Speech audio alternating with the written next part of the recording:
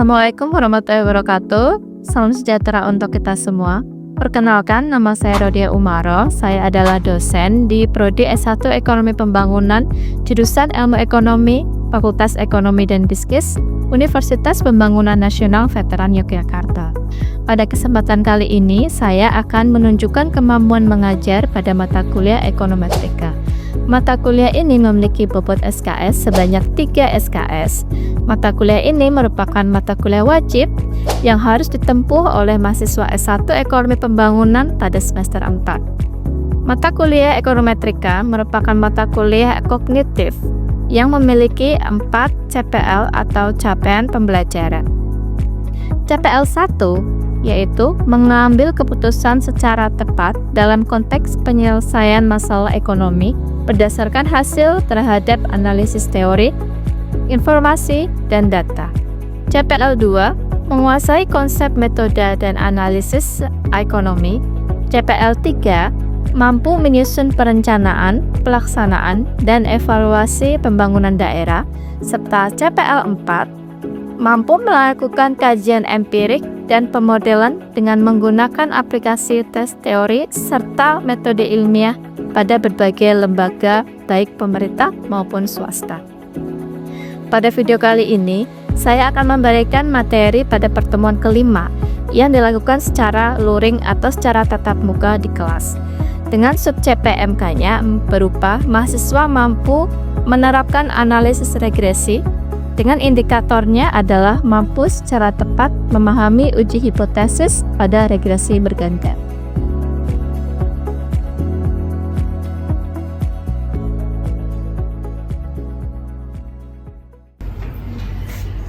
Selamat pagi, Assalamualaikum warahmatullahi wabarakatuh. Waalaikumsalam warahmatullahi wabarakatuh. Bagaimana kabarnya? Alhamdulillah semua. Baik, alhamdulillah. Kita sekarang memasuki pertemuan kelima ya, pertemuan kelima di mata kuliah Ekonometrika. Pertemuan kita hari ini tentang multiple regression analysis sesama. Oke, sebelum materinya kita mulai, kita berdoa dulu ya seperti biasanya. Silakan ketua kelasnya untuk memimpin doa dengan teman-teman. Ya teman-teman, sebelum memulai perkuliahan Ekonometrika pada pagi hari ini, mari berdoa bersama sesuai dengan keyakinan dan kepercayaan masing-masing agar nantinya diberi kemudahan dan kelancaran serta pemahaman pada perkuliahan pada pagi hari ini. Berdoa dimulai.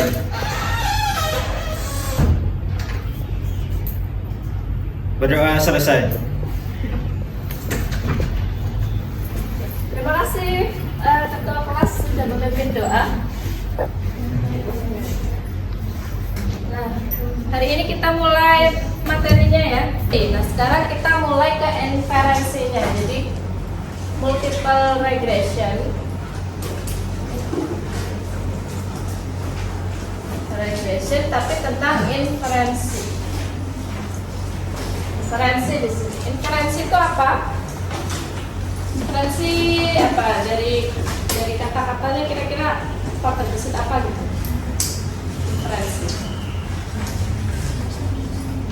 Pernah mendengar inferensi? Enggak pernah. Belum.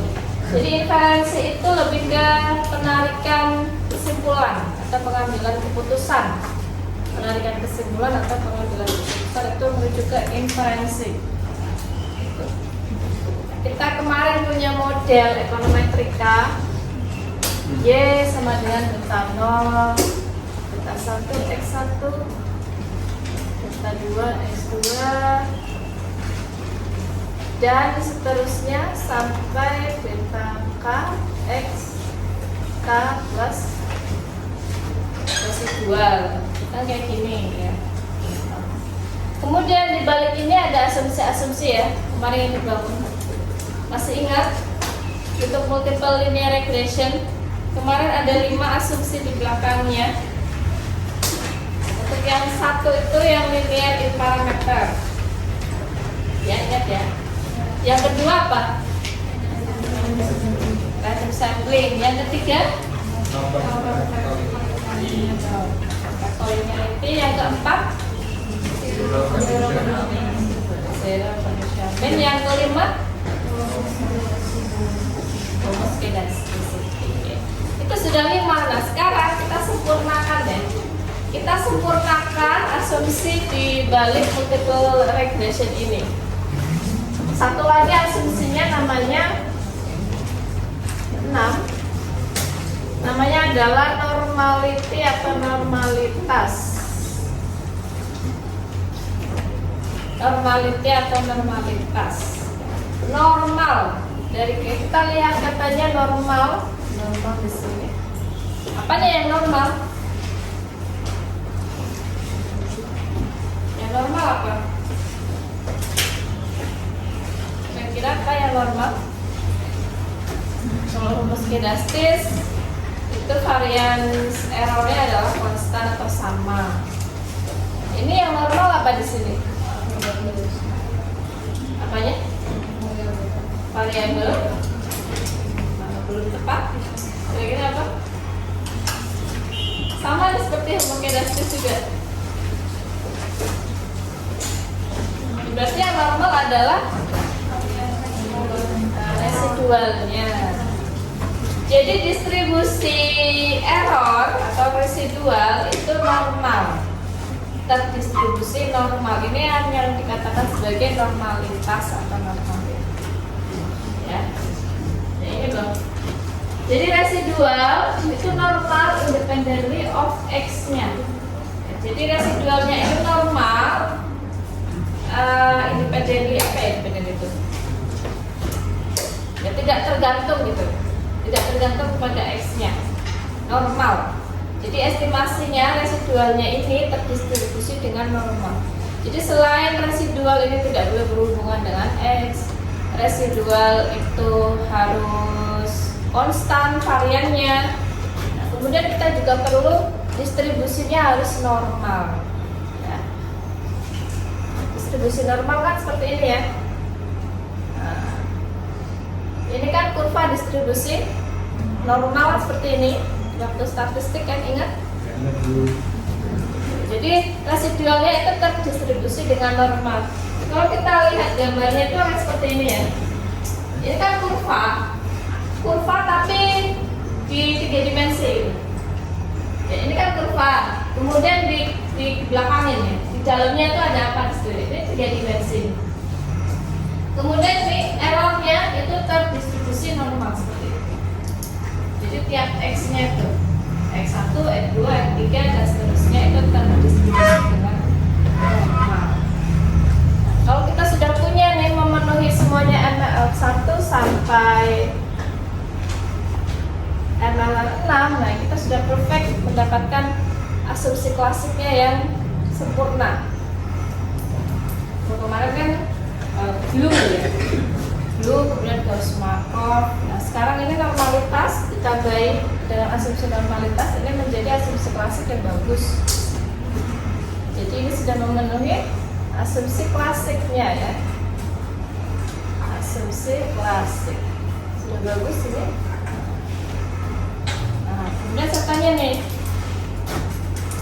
kalau misalnya estimasi kita itu memenuhi dari ML 1 sampai 5, tetapi tidak lolos uji yang ML 6, jadi tidak normal distribusi errornya. Kira-kira masih bagus nggak estimasi? Masih bisa dipakai atau tidak? Tidak atau iya?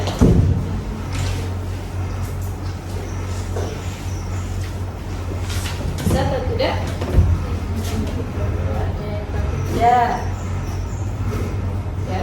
Jadi kalau sebuah model OLS itu lolos ML 1 sampai 5, tetapi kok ML 6-nya ini nggak bisa atau tidak lolos, ini sebenarnya masih boleh ya. Kita tetap blue. Jadi tetap blue ya. Meskipun tidak sempurna gitu. Tetap blue meskipun tidak sempurna. Jadi estimasinya ini menjadi kurang linier. Bukan parameter yang tidak linier, tapi hasil estimasinya itu yang menjadi kurang linier. Itu kalau tidak melolos uji normalitas. Dan uji normalitas ini boleh kita abaikan boleh diabaikan, asalkan apa? Asalkan sampel size-nya ditambah terus, asalkan sampel size-nya besar. Karena apa? Karena kita tahu kan, waktu di statistik itu pasti pernah dengar yang namanya central limit theorem. Central limit theorem, teori limit sentral. Harusnya ini di statistik induktif. Pernah dengar nggak? Teori limit sentral, central limit theorem. Belum. Jadi ini ada sebuah teori namanya central limit theory.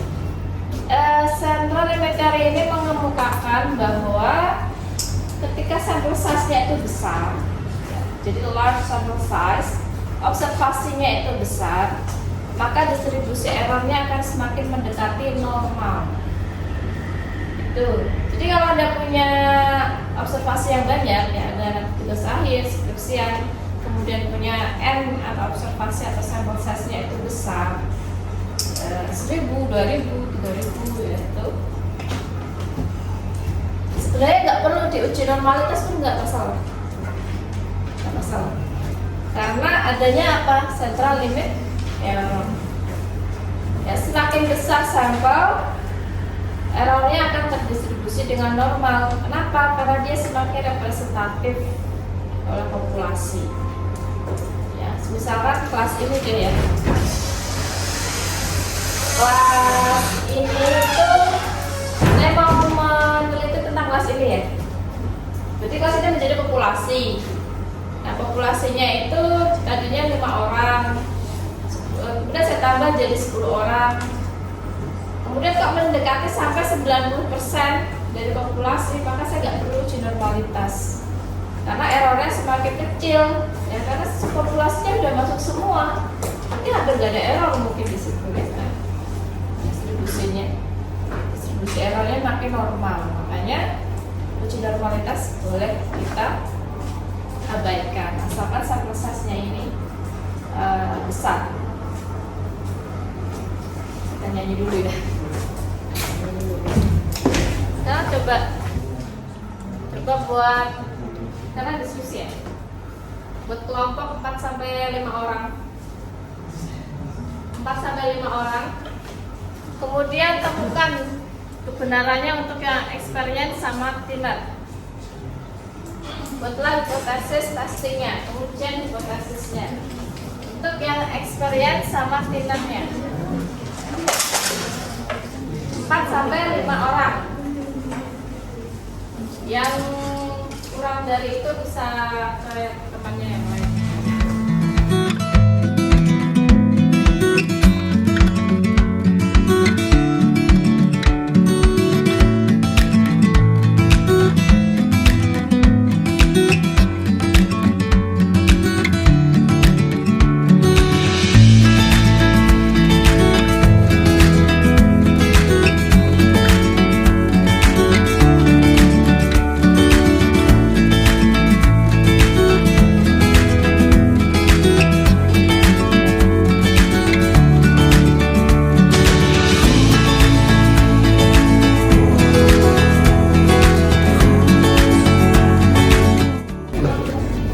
Sudah selesai diskusinya? Sudah. Nah, ini kita diskusi kelompok, kemudian nanti dijawab ya. Nah, siapa yang mau jawab? Yang experience. Ya, silakan yang mau jawab. Silakan maju.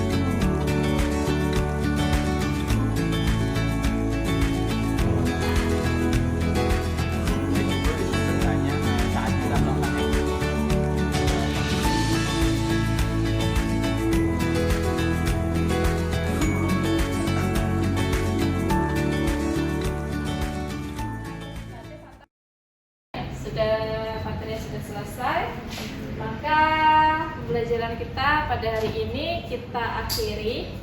Selamat siang. Wassalamualaikum warahmatullahi wabarakatuh. Waalaikumsalam warahmatullahi wabarakatuh. Sekian video pembelajaran dari saya. Semoga dapat bermanfaat untuk kita semua. Terima kasih. Wassalamualaikum warahmatullahi wabarakatuh.